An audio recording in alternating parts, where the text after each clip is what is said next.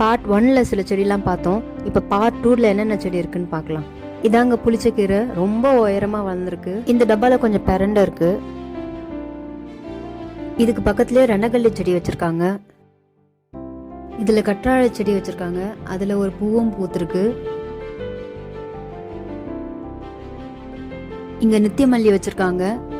இந்த பக்கம் கல்யாண பூசணி படர்ந்து போயிட்டே இருக்கு. அதுல 3 பூவும் பூத்திருக்கு. இந்த டப்பால காணா வாழை கீரை வச்சிருக்காங்க.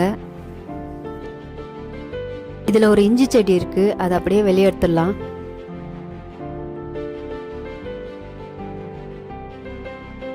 இந்த தொட்டில மூக்கிரட்டை கீரை வச்சிருக்காங்க. பக்கத்திலே வெத்தலை கொடி இருக்கு. பசலைக்கீரை நல்லா படர்ந்து போயிட்டே இருக்கு. பார்ட் 3ல மீண்டும் சந்திக்கலாம்.